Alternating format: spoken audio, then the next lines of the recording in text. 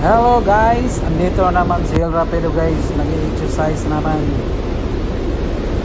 Ito guys, 1 week, isang beses ako dito takbo-takbo, tapos ganito. Ang pawala lang sa guys, pagod.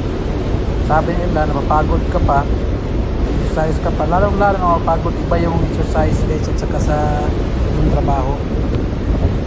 Pag mag-exercise parang nababawasan yung pagod ng katawan ko. Ito yung ginagawa ko dito sa barko guys pagka andito ako. Saka mas mabuti ito kaysa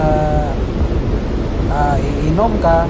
Dito guys, iniwasan ko na yung pag-iinom dahil naisip ko kasi kung habang umiinom ako, lalo na pag marami, yung maiwasan na nabablangko ka. May mga ganyan talaga guys. Ako minsan ako ganyan mabablangko ako, hindi ko alam yung mga ginagawa ko. Kung naisip ko guys na hihinto ako, hindi naman hihinto. Hindi naman ako, hindi tulad dati na talagang lasingan. Dito sa barko guys, hindi talaga ako iinom dito kahit na may alak sila. Diba, nagiinuman. Sa akin, hindi talaga ayaw ko. Dahil naranasan ko na yan yung mga sobrang lasing, napatrobol yun lang guys. Lalo na pagka okay lang yun pag mag-inuman, yung saya lang ang yung pag-usapan, yung medyo okay, ganun, okay yun. Pero pagka trabaho na yung pag-usapan guys, karamihan dyan nagkaroon ng trouble, lalo na pagkalasing na. Ano na yung sa hindi palasing, kung ano ang nakikita dun sa kasamahan. Kahit sa atin guys, kahit hindi ka palasing, pag anong nakikita mo, pag lasing doon na lumalabas yung pangit. Kaya ako, iniiwasan ko na talaga yung pag-inom kahit sa atin, kahit sa pag-uwi ko ngayon, or hindi katulad dati na malakas ako sa inuman. Realize ko kasi guys na pag sobrang lasing, parang hindi na tama. Dapat lang talaga pag sa inuman, yung chill lang ba, yung baliktad ba, yung matagal yung baso, mahaba yung usapan, yung ganun ba. Hindi yung todo lasing. Ayan guys,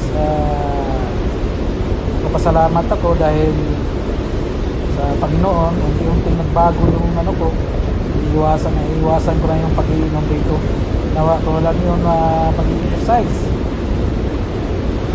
Yung payo ko lang sa mga kabaro, alam ko na hindi natin maiwasan yan pag-iinom. Sure lang yung lang ba, yung enjoy, yung mga salita na katatawanan, medyo okay.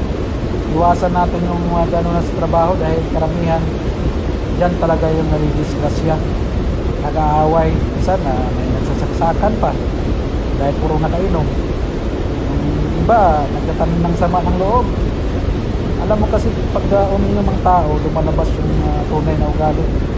Kaya guys, ako naman iniwasan ko talaga dito sa barko. Hindi talaga ako uminom ngayon. Dati uminom ako, pero ngayon guys, iniwasan ko na. Na-realize ko nga hindi pala tama na sobrang lasing ka. Kasi pag lasing ka, lalo na mawawala ka sa sarili. Hindi mo alam kung ano mang ginagawa mo sa mga kasamahan mo. Yung pala, nagkaroon ka ng problema, napapauwi ka dahil nagkaroon ka ng trouble sa barko. Kaya hanggat maaari,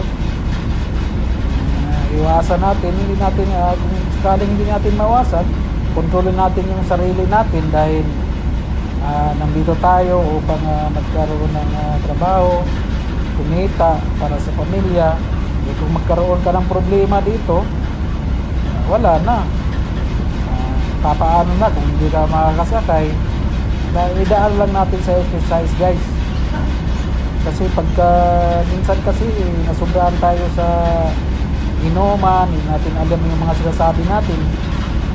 Karamihan talaga sa obserbahan ko sa barko. Ako, naamin ko, nagkaroon ako ng trouble talaga sa barko guys. Lalo na sa inuman. Ilang beses na ako nagkaroon ng trouble sa barko. Kaya inisip ko talaga, dapat iwasan ko na.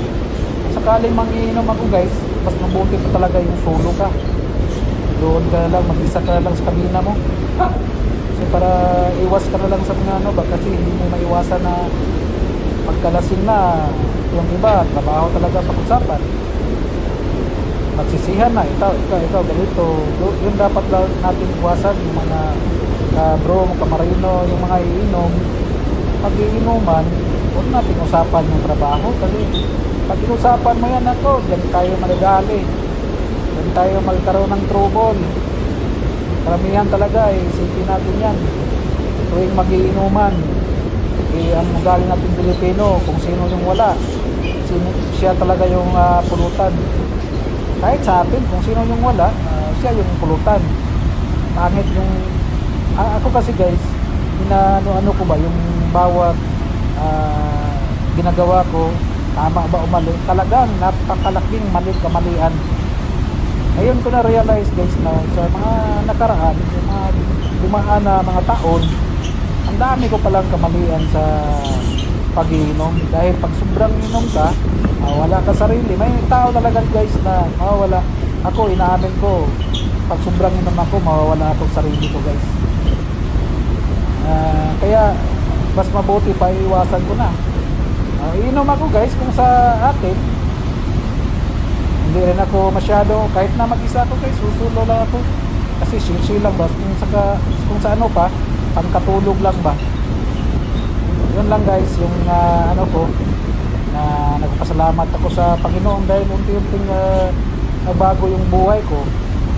Kasi lahat ng dumaan sa buhay mo, kailangan pag-isipan natin tama ba yung mali. Enjoyment, yun ganun. Sa inuman kasi, ano bang pakay doon dahil na-enjoy. Minsan sa enjoy, sobrang enjoy, nagkaroon ng trouble, away, dahil sa pinag-usapan yung trabaho. Salamat guys!